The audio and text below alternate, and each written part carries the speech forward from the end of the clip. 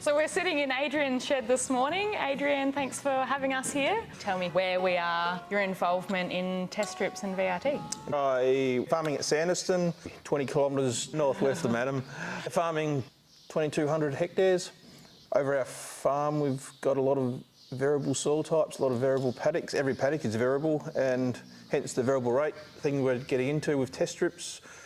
Trying to see where we go from here, and I think with the technology we've got these days, I can't see why we can't be doing it. We've either got to make our poor soils better or don't feed our poor soils at all and save some money with fertiliser prices not going down. One, we know from header maps and NDVI images that we have good and bad areas over our paddocks.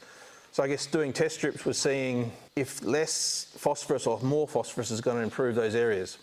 So trying to just ground truth where we are with that, and I think the next step is also nitrogen. We haven't done test strips with nitrogen as yet, but that's where we'll be going next. Also just knowing your paddocks, knowing where your sandhills are, where your better ground is, and feeding or feeding less. I guess without test strips we'll never know. And how easy or difficult have you found it to set them up?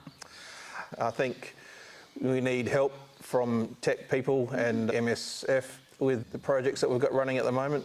Helps us to know how to zone things up and how to put maps into a computer, which then we plug into an air seeder, which then hopefully we tell our untech savvy tractor drivers how to plug and play and go, and it all works for them. I think those steps are more, just as critical as sitting down working out this is a good zone and bad zone. So yes. I think, yeah.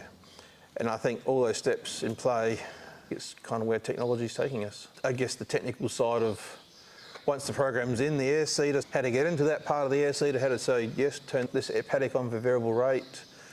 It's like riding a bike, you've got to learn it, and once you know how to do it, hopefully it's going to be just normal. We have casual drivers, and a lot of our casual drivers are generally a bit older at the moment. It's keeping up with all that, which is a little bit tricky too, but yeah, we're getting there.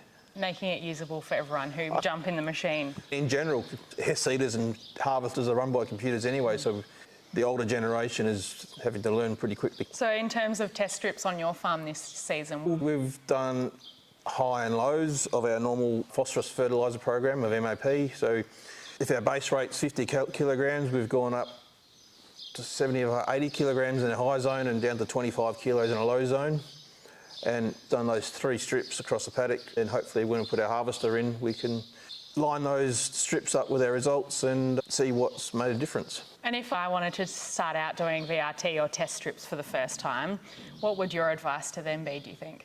Get help. Yep. You don't have to have the latest technology to do it. So I think you can visually, you know where your sandhills are, you know where your poor areas are. If you know your paddocks, you can nearly draw a map around those areas. If you haven't got the technology to do variable rate, you can still do high and low strips through your paddock, mark it with a stone on the fence post or a rag. See, over a number of years, sometimes it takes a couple of years for the results to show due to phosphorus bank in your soil and other factors.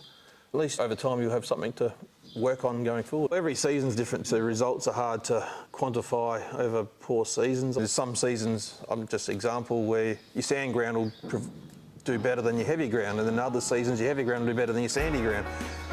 So we've got to overlay and quantify that into the equations as well. So I think it's just a time thing we have to learn, and learning about our soils, I think that's the biggest thing.